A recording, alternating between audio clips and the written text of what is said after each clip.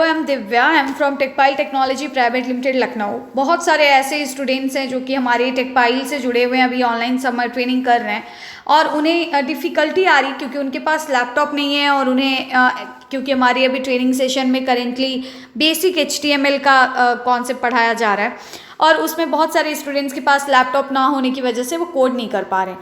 आज मैं आपको इस वीडियो के थ्रू बताने वाली हूँ कि सबसे इजी तरीके से कैसे आप फ़ोन का यूज़ करके, एंड्रॉयड फ़ोन का यूज़ करके आप कोड कर सकते हो HTML, CSS, जावास्क्रिप्ट, इन सारी चीज़ों का।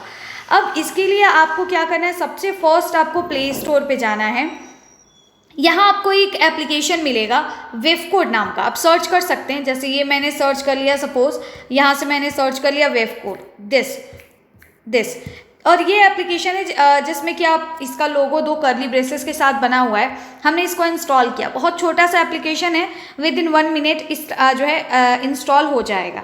तो इसके इंस्टॉल होने के बाद हम इसको ओपन करेंगे। सबसे ज़्यादा डिफ़िकल्टी आती है स्टूडेंट्स को जब इमेज लगाना हो, क्योंकि टेक्स्ट तो आप किसी भी एप्लीकेशन में कर सकते हो। और साथ ही साथ प्रॉब्लम एक जगह और है कि क्या है कि बहुत सारे एप्लीकेशंस आपको मिल जाएंगे प्ले स्टोर पे, लेकिन उसमें बहुत सारे एड्स आ जाते हैं और बहुत दिक्कतें होती हैं। जैसे ऐड पे क्लिक हो गया और गूगल क्रोम पे रीडायरेक्ट कर दे रहा है और बहुत सारी प्रॉब्लम्स आती हैं। ये एप्लीकेशन में ऐसा नहीं है और हमने इसको ओपन किया। ओपन करते ही आपको सबसे फर्स्ट एक पेज दिखेगा, वेलकम पेज। इस पेज पे हमें कुछ नहीं करना है। अब आप इस एप्लीकेशन को आपने ओपन कर लिया, इंस्टॉल कर लिया, इट्स ओके। आप थोड़ा सा इसको मिनिमाइज़ करें और अब क्या करो कि माई फाइल्स में, जो सबके फ़ोन में जो है माई फाइल्स या जो है फाइल मैनेजर नाम से एक फोल्डर होता है, तो उसको माई फाइल्स को आप ओपन करो और उसमें आप कहीं पे भी, जैसे ये दिख रहा है, मैं इंटरनल स्टोरेज में बनाना चाहती हूँ एक फ़ोल्डर जिसमें कि अपना सारा जो है HTML का प्रोग्राम मैं उसमें रखूँगी। HTML के सारे पेजेस हम उसी फोल्डर के अंदर रखेंगे। हमने क्या किया, यहाँ पे हमने क्लिक किया, 3 डॉट्स हैं, आपको कहीं ना कहीं क्रिएट फोल्डर का ऑप्शन मिल जाएगा और हमने एक नया फोल्डर बना लिया। सपोज हमने बना लिया HTML या हमने बना लिया HTML टेकपाइल नाम से, कुछ भी हमने बना लिया और हमने इसको क्रिएट किया। ये यहाँ पे क्रिएट होके आ गया HTML टेकपाइल। अब हमें क्या करना है, इसमें कुछ इमेजेस हम रखते हैं ताकि मैं वो आपको इमेजेस इंसर्ट करके दिखा सकूँ कि कैसे हम इमेज लगाते हैं और वो इमेज बिल्कुल सही दिखेगा। उसके लिए ज़रूरी है कि आप सारी इमेजेस को इसी फोल्डर के अंदर रखें, जितनी भी इमेज आपको अपने वेब पेज बनाने में यूज़ करनी है। आप चाहे डाउनलोड कर लो, डाउनलोड करके कॉपी करके मूव करा दो या कैसे भी। अब जैसे मैं DC में गई और यहाँ से मैं suppose screens, okay this is screen recordings, मैं यहाँ से कुछ इमेजेस कॉपी कर लेती हूँ। सपोज ये इमेज मैंने कॉपी किया। कॉपी करने के लिए आप सारी जितनी इमेजेस लेनी है आप उसको कॉपी कर लें, सिलेक्ट कर लें और यहाँ से कॉपी बटन है, हमने कॉपी कर दिया। अब हमें इसको पेस्ट कहाँ करना है, जो हमने अभी HTML टेकपाइल नाम का फोल्डर बनाया था उसमें हमने इस पर क्लिक किया और ये नीचे आप देख सकते हो कॉपी हियर का बटन आ रहा है, हमने यहाँ पे इसको पेस्ट कर दिया। इसका नाम बहुत बड़ा है, हमें इसको यूज़ करने में बहुत प्रॉब्लम आएगी।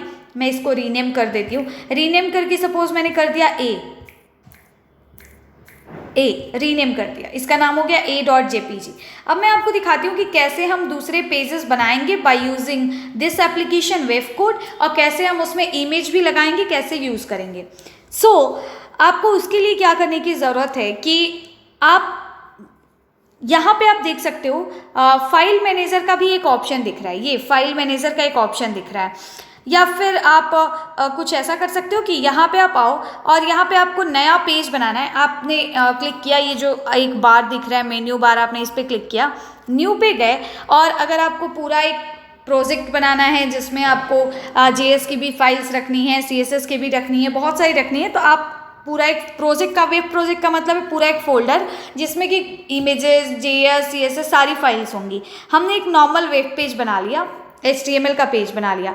अब देखो ये कह रहा है कि जो HTML का पेज आप बनाने जा रहे हो इसको आप सेव कहाँ करोगे, तो हम सेव कहाँ करेंगे, HTML टेकपाइल वाले फोल्डर के अंदर ही।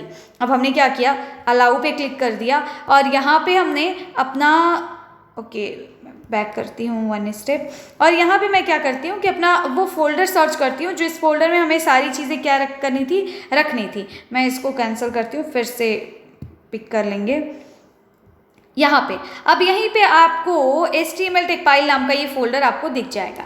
अब इसी में हमें सारी अपनी फाइल्स रखनी है, तो हम इसको क्या करेंगे, इस फोल्डर को पहले ओपन कर लेंगे और इसी को सेलेक्ट कर लेंगे। ये हमने HTML टेक्सपाइल फोल्डर सेलेक्ट कर दिया। अब हम अपनी फाइल बनाएंगे। हमने लिख दिया first.html या demo.html या कुछ भी, और आपको .html लगाने की ज़रूरत नहीं, क्योंकि आप ऑलरेडी वेब पेज आपने सिलेक्ट किया है तो वो .html ही क्रिएट होगा, और हमने इसको क्रिएट कर दिया।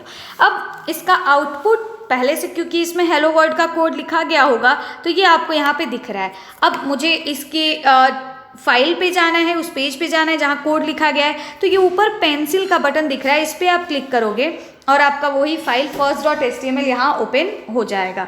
अब यहाँ पे सपोज मुझे H1 के अंदर हेलो वर्ड भी लिखना है और इसके बाद मुझे इमेज भी लगानी है, इमेजेस लगानी है। अब इमेजेस लगाने के लिए हम क्या करेंगे, हमने क्लिक किया, img टैग हमने सेलेक्ट किया, इसका एट्रीब्यूट होता है src, और इमेज का नाम हमने दे दिया जो कि हमारी इमेज का नाम था a.jpg। और मैंने क्या किया, इसकी हाइट विड्थ थोड़ा मैं सेट कर देती हूँ। हमने हाइट सेट कर दिया, सपोज 100 पिक्सल्स की हमने हाइट दे दी, और हमने नेक्स्ट विड्थ सेलेक्ट कर लिया और हमने एट्रीब्यूट सेलेक्ट किया। आपको हिंट्स भी मिलते रहेंगे, और यहाँ पे भी हमने कर लिया 100 पिक्सल। अब इमेज टैग को हमें क्लोज करना है, हमने ऐसे किया, और इमेज टैग की क्लोजिंग करने के लिए हम इस ब्रैकेट का यूज़ करेंगे। अब यहाँ बहुत सारी सेटिंग्स भी आप कर सकते हो, जैसे कि आप देख सकते हो यहाँ सेटिंग का बटन है। यहाँ एडिटर, आपको टेक्स्ट साइज छोटा करना है, बड़ा करना है। आप चाहते हो कि, देख रहे हो कि जो हम इमेज src हाइट विड्थ लिख रहे थे वो पूरा एक लाइन में ही लिख रहा था, तो पूरी स्क्रीन जितनी है उसके बाद जो लाइंस ज़्यादा जाए वो नीचे आने लगे, तो आप वर्ड रैप को इनेबल कर सकते हो।